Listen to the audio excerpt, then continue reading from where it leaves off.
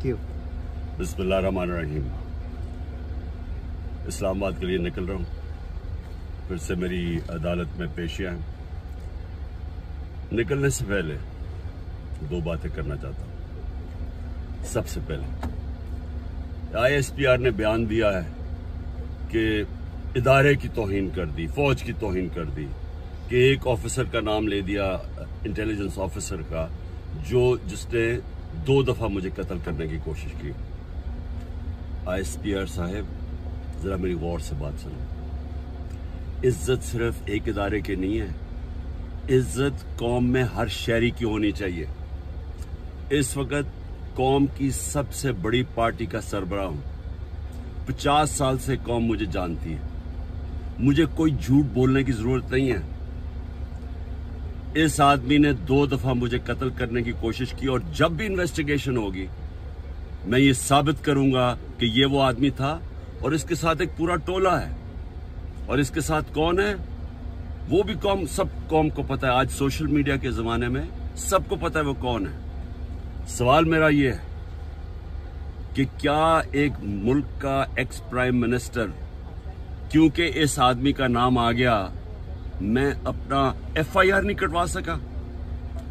पता तो सच और झूठ तब चले जब इन्वेस्टिगेशन होती, FIR इसके खिलाफ होती, इन्वेस्टिगेशन होती। अगर ये बेकसूर था, सामने आ जाना था। इतना ताकतवर शख्सियत कि मैं एक्स प्राइम मिनिस्टर, अपनी पंजाब की हुकूमत होते हुए हम इन्वेस्टिगेशन FIR में इसका नाम नहीं दे सके। उसके बाद पंजाब की हुकूमत की JIT, 2 पुलिस ऑफिसर ने जिन्होंने इसके कहने पे रिकॉर्ड किया था उसकी स्टेटमेंट्स, नवीद शूटर की, हम 2 ऑफिसर जो रिकॉर्ड किए थे, पंजाब के पुलिस ऑफिसर DPO गुजरात और CCPO CTD, उन्होंने हमारी इन्वेस्टिगेशन के अंदर आने से मना कर दिया। कौन था पीछे? कौन इतना ताकतवर था? उसके बाद जब इन्वेस्टिगेशन में यह साबित हो गया कि 3 शूटर थे, जब JIT में साबित हो गया कि तीन शूटर जिन्होंने गोलियां चलाई, बनिस्बत जो इनका प्रोपेगेंडा था कि सिर्फ एक दिनी इंतहा पसंद था, JIT को सैबोटाज किया गया। 4 CTD के लोगों ने अपनी स्टेटमेंट चेंज की। प्रोसिक्यूटर जनरल ने इन्वेस्टिगेट किया, उसने कहा उनके खिलाफ कार्रवाई होनी चाहिए 4, क्योंकि उन्होंने सैबोटाज करने की कोशिश की। कौन था उनके पीछे? कौन इतना ताकतवर था? और उसके बाद जुडिशल कॉम्प्लेक्स, मैं साबित करूंगा कि ISI ने सारी एक रात पहले उसको टेक ओवर किया। साबित करूंगा कि CTD के कपड़ों के अंदर और वुकला के कपड़ों के अंदर ISI थी वहां। साबित करूंगा कि एक ब्रिगेडियर बैठा हुआ था वहां, मुझे नाम भी उसका बताऊंगा, जो सारा मॉनिटर कर रहा था। क्या काम था ISI का वहां? साबित करूंगा कि उन्होंने मुझे कत्ल करने के लिए, और पीछे यही आदमी था। इसी आदमी का नाम और इन जो टोला था उनका नाम अरशद शरीफ की वालदा ने अरशद शरीफ के कत्ल पे लिखा। कोई इन्वेस्टिगेशन नहीं हुई, कोई किसी की जुर्रत नहीं थी कि आगे बढ़े, क्योंकि ये मुकद्दस गायें हैं, कानून से ऊपर हैं। ISPR साहेब, जब एक इदारा अपनी काली भेड़ों के खिलाफ एक्शन लेता है, वो अपनी क्रेडिबिलिटी बेहतर करता है। एक जो इदारा करप्ट लोगों को, 2 नंबर लोगों को पकड़ता है, वो इदारा मजबूत होता है। अगर शौकत खाने में कोई डॉक्टर गलत काम करे या कोई भी करे, हम एक्शन लेते हैं, हमारी इदारे की क्रेडिबिलिटी बढ़ती है। ये क्या आपने बनाया हुआ है कि जो नाम ले तो जनाब फौज को बुरा भला कहे? मेरी फौज है, मेरा पाकिस्तान है, आपका नहीं है, सिर्फ हमारी फौज है। हमें उससे शायद आपसे ज्यादा ख्याल हो।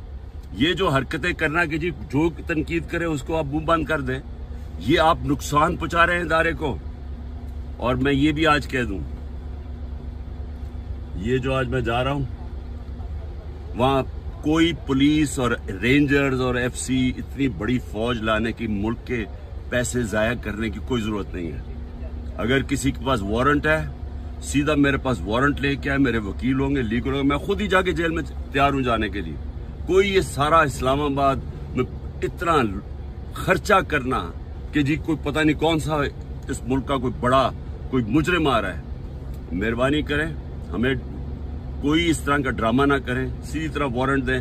कोई मेरे पर केस नहीं है, कोई इस वक्त केस नहीं है, लेकिन मैं मेंटली ज़हनी तौर पे तैयार हुआ हूं कि जेल में डालना है। मैं तैयार हूं जेल में जाने के लिए, मैं जेल में जाने के लिए तैयार हूं। दूसरी चीज, ये जो इसने डर्टी हैरी ने जो प्लान बनाया हुआ और टोला है इसके साथ, और मैं फिर कहता हूं सोशल मीडिया देखें, सबको पता है कौन कौन इसके साथ है। मैं, अगर अल्लाह ने इनके हाथ में मेरी जान लेके जानी है, उसके लिए भी मैं तैयार हूं। लेकिन मेरा आज सवाल यह है कि क्या आप लोग तैयार हैं, जिनकी 5-6 उंगलियां घी में हैं, जो इक्तदार के मजे ले रहे हैं, जो पैसे बना रहे हैं और पैसे बचा रहे हैं एनआरओ लेके? क्या आप सब तैयार हैं?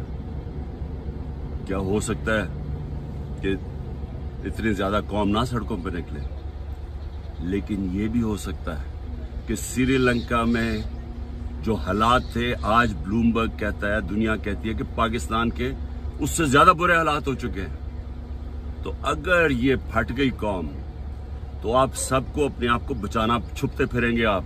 ये जो सारे बादशाहत बनी हुई है, ये जो पैसे बन रही हैं, सारा कुछ धुल जाएगा। तो आप भी तैयार हो जाए, मैं तैयार हूं। और मैं ये भी आखिर में कह दूं कि अगर इन चोरों की, इन डाकुओं के नीचे, इन डफर्स के नीचे अगर जिंदगी गुजारनी पड़े ना, इनकी गुलामी करनी पड़े, मैं अल्लाह से दुआ करता हूँ कि इससे बेहतर है कि मुझे ऊपर ले जाए, क्योंकि मैंने कि इस मुल्क से बाहर तो जाना नहीं है। लेकिन इस तरह के गुलाम, इनकी गुलामी से मौत बेहतर है।